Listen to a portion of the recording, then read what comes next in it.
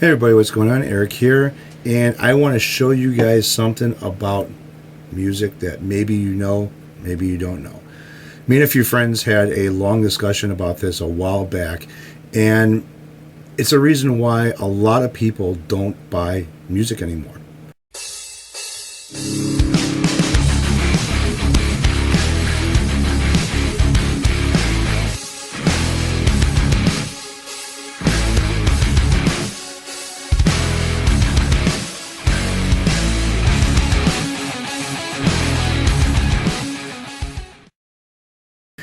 Yeah, there's some bands out there that suck. Yeah, there's some bands out there that you wouldn't even give them the time of day because their music is just terrible, or they sound like shit. Sometimes it's not the artist's fault that they sound like shit. It's the recording industry's fault, and the artist has no say-so about what is going on with their music right now. This started, I want to say like the 80s. You can look this up online about the Loudness wars. Okay, the reason why music has gone to shit, especially music that has or used to have a lot of fidelity in it, the remasters of those albums, they sound like crap. And I'm going to show you exactly why. Now, a lot of my music has either came from LP, CDs, or FLAC files, which FLAC file is a carbon copy of the disc lossless. All right. No plus or minus dB gain has been added, which means there was no normalization, there was no boosting signals, there was no nothing. It's a carbon copy of the actual CD or album. Now, I want to show you guys something. I'm going to go over to the computer. This is a program called FooBar, okay? And there's a lot of different programs like this. I kind of like this program because it kind of gives me a spectrum analyzer and shows me the wave format as well of the music in digital format. So, like I said, a lot of my stuff is MP3 now. Now, when iTunes first came out, they were halfway decent. They weren't too bad. You'd find bit rates around like 192, 128. As their collection of music built up in their servers, 198 and 182 was taking up too much room, so they had to compress the music more, bringing them down to like 92 bitrate, which on a high-end car audio system or a high-end home audio system, it sounds like shit. Putting on a pair of headphones on a nice home audio system, a great set of headphones, not a cheap pair of earbuds, you would hear the compression really bad in the music. Therefore, iTunes is no more, and it's crap because of this. Now, this is going to show my music is in variable bitrate. All right, so if I copied it off of an album with no plus or minus dB gain to it, compressed into an MP3, they are variable bit rates, which means the highest bit rate is 320, I think it is, to 192 is where I set my settings for when I compress music into MP3s, which means they're pretty much lossless. They're actual, the sound quality is a lot better than, say, 92 bit rate or 128, a lot better. And playing them on a higher end home system, car audio system, with headphones, you can hear there's no breakdown in the music. You don't hear the compression of the music. It works out pretty damn good. Mind you, when there's like some quiet in between some of the tracks that are at the end of a track, you might hear a little bit of compression in that. But that's where there's no movement in it or anything in the album. But anyways, you're looking at a program called FooBar. Now, I'm going to do something here, and I want to show you something. And I'm going to use a pretty simple, an album that we all know. 1983, Shout at the Devil by Motley Crue. Can't use the in the beginning portion of it because that's just, kind of talking stuff. You need something with music, something that's got some action. So let's hit Shout at the Devil. I'm going to put Shout at the Devil up on FooBar right now. Right now you are looking at the spectrum analyzer of Shout at the Devil, and you are looking at the wave format of the digital format of that. So it's showing you right where my mouse is moving around the actual file itself, what it looks like.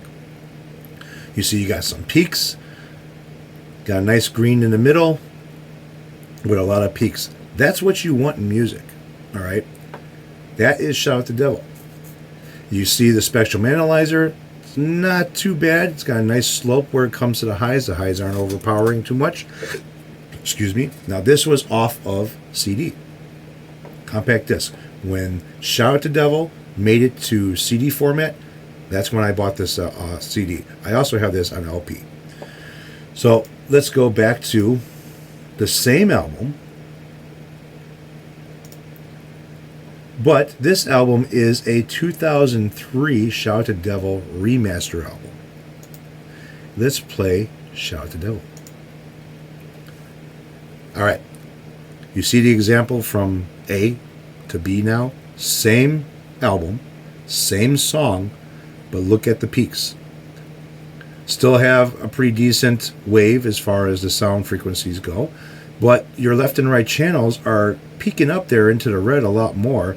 And if you look at the actual wave of the file, you see there's a lot more green, and your little peaks have turned into big peaks, because this is what's called the loudness wars, to where the artist had no control over this, but the music industry did.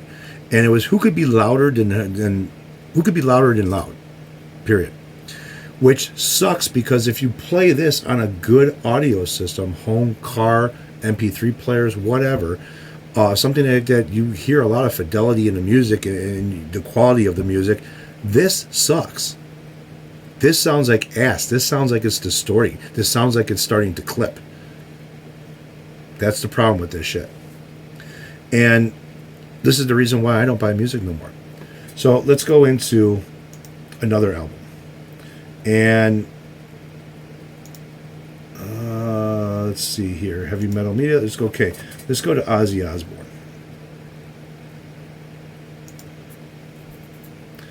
Now I have, let's see, do I have Blizzard of Oz remastered? I know I have Ultimate Sin, Speak of the Devil, Blizzard of Oz. Yes, I do have Blizzard of Oz remastered. Now, the Blizzard of Oz is 1980 that I'm going to show you, and this is something that was off of CD when this album went to CD for the first time. Let's play Crazy Train. All right, kind of see the format.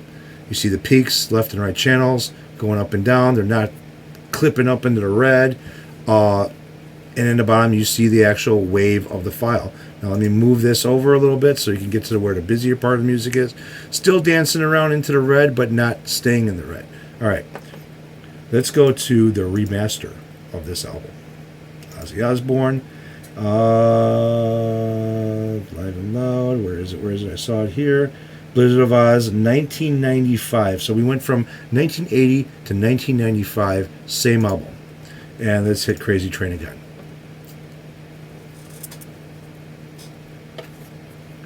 The wave format's a little bit bigger.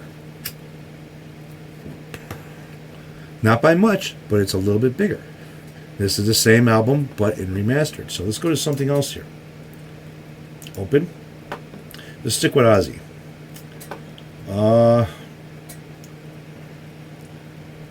Let me go to something that's a little bit later. No More Tears. Okay, so No More Tears I do have a remastered for. Now, No More Tears came out in 91. Mr. Ticker Train. All right, so you're looking at the spectrum analyzer and the wave format of this. It's got some lows in it. We all know that. Let's move it over to where it's busier music. So you're peaking up a little bit into the red. Let's go to the remastered of this,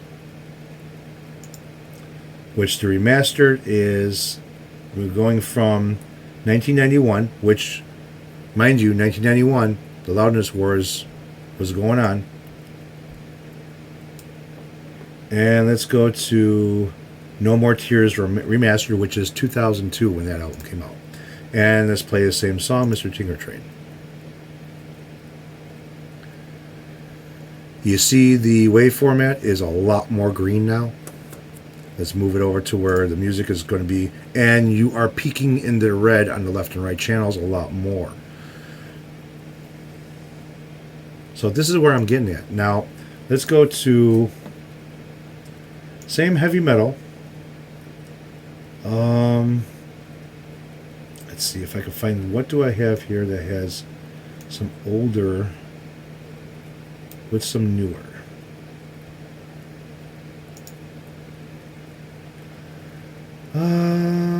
Well, let's go to Megadeth, because I have remasters of Megadeth. So we're going to go, let's see, Countdown to Extinction came out in 92. I don't want that. Killing Is My Business. All right, so Killing Is My Business. We'll play Killing Is My Business. Now, this album came out in 1985. When I got it was when it first hit the CD. I also have this on LP. When this first hit CD, I bought it. This is a CD rip. Killing Is My Business. This is what the wave format looks like.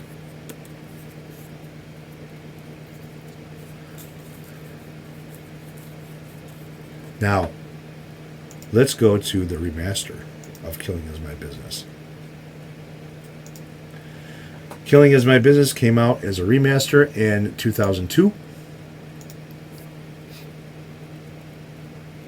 See the wave file? How much louder it is?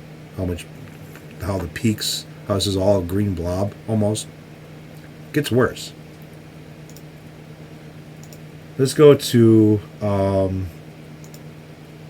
stay into the same heavy metal. Let's go to, how about Disturbed? 2000 to Sickness. Stupefy. Now, if you look at this spectrum analyzer, you see that their left and right channels are up in the fucking red. The peaks are unbelievable. All right, the peaks are at a 59 dB. All right, now you look at the wave of this file. It's kind of like a green blob. All right, so this is one example in Disturbed. So this is 2000 now. Let's go to 2015 album of Disturbed, and let's just pick a song. Look at this.